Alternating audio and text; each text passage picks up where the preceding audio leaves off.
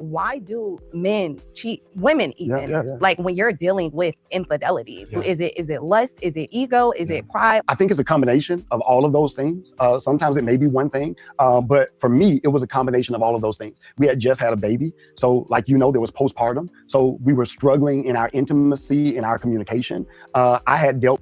Hey, cousin, we're still on this wolf, Bryan, Apostle Bryan Meadows, and he's going to giving us a lot of excuses as to why men cheat or people cheat. Okay, that's what we're going to be talking about today. Be sure to subscribe, thumbs up. Please excuse my camera issue I'm still having. I'm gonna try to get it together this week. Now, he said at the time when he cheated on his wife, they had just had a baby and his wife was struggling through postpartum. So you just had a beautiful baby. I mean, the greatest gift God can give to us are little Jesuses, beautiful little babies. Your wife had a baby. She's still going to work. She's battling postpartum. And instead of you ministering to your wife and being there for your wife and being supportive and being helpful and walking with her through this journey, going to counseling perhaps, you sleeping with the help. You lay down with the help. Cousins, I want y'all to notice the excuses he gave. And this is what a lot of these dirty, dusty, nasty, crooked wolf pastors does. They give excuses. He has every excuse in the book except I am undisciplined. I did not love my wife. I don't love God. I am not committed to God and I was not committed to my marriage. Every excuses except taking accountability. Your wife is battling postpartum to the point where a lot of women say they feel like their babies or themselves. But instead of you sacrificing and being there for your wife, you're committing adultery on her. It's the same thing as husbands where their wives are I know someone, she got her boobs cut off. You know what that nigga was doing? Cheating on her. She's battling breast cancer. Had to get her boob removed to save her life. And her husband was committed adultery. These husbands, like Bryan Meadows, they are the devil. They are the devil. And these pastors, he's the devil. Jesus told us to beware of people like this.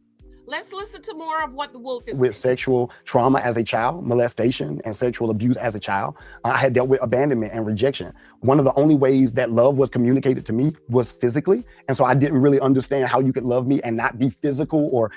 So, a lot of people was abused. Did you go to counseling? Apparently you did not, because you're saying how love was for you was physical. So all you cared about was your needs. Your wife is battling postpartum, but all you cared about was she's not sleeping with me. This woman is fighting for her life. She is fighting to stay alive. She is fighting not to the baby. And all you care about is you. Ladies, beware of these men. Beware of these pastors. Do not sit underneath them. That same spirit will be transferred down to you, your marriages, your homes, and your children. Get out of these raggedy, crooked churches with these defiling satanic pastors. Get out of there. All he cared about was his needs. I want to scream when I'm in these wife groups and these wives are going through menopause and they're feeling this and they're fit, but all their husbands care about is, I want to bust a nut. I want to bust a nut. So what, she's going through postpartum? So what, she's not feeling well? I want to bust a nut. Those men do not love their wives, because Jesus said, the Apostle Paul said, husband, love your wives like Christ loved the church. What did Christ do for the church? He died.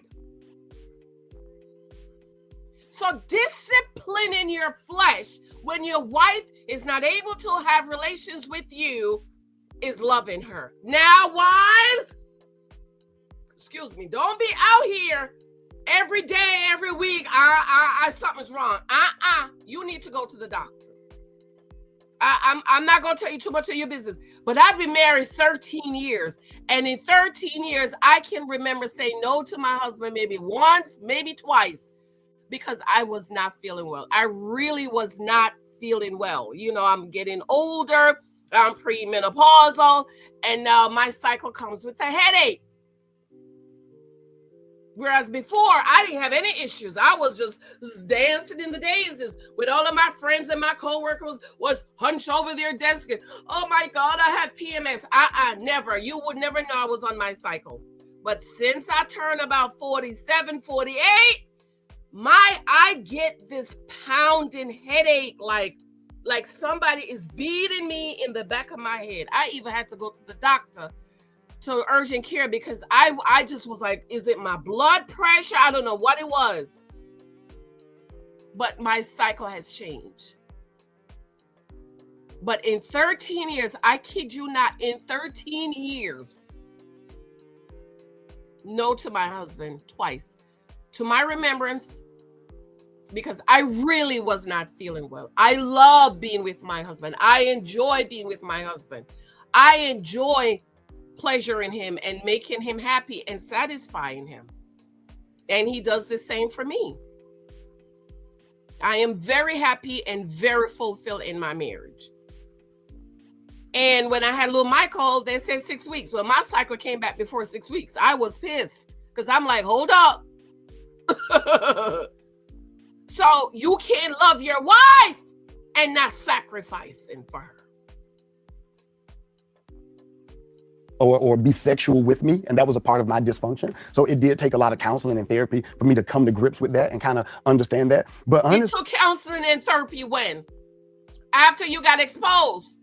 After you got exposed, that's when you went to go get therapy. You didn't go get therapy before. You didn't get therapy before you got married. You didn't get therapy while you was committing adultery on your wife for 13 years. It's a lot of different factors. Sometimes it's a lack of communication in a marriage. And let me just say this real quick, because I've learned more about marriage. I've learned more about demons, deliverance. I'm going to stop it right there because I'm going to come back and talk about something he's about to say. So he says sometimes it's a lack of communication. See, nowhere has he said, it's me. I was wrong. I committed adultery against my wife because I was undisciplined. That is what you should, that's the answer, sir. I was wrong. I was undisciplined. I did not have control of my flesh. I was moving in lust. I was being lascivious. It was me. He's giving every excuse other than taking accountability. And I'm sure he was like that when they were dating. Now, one of the other cousins, shout out to the cousin that brought it up, he got married too young. This is another reason why I'm against getting married too young. I don't know what age they were when they got married, but too young, in their 20s. 20s, you're not supposed to be married. You're supposed to be figuring out what you like, dating around, figuring out, going to counseling, work on you, becoming a man. Not getting married and settling down and having a baby. And this is why I am against getting married too young. I don't know how old they were.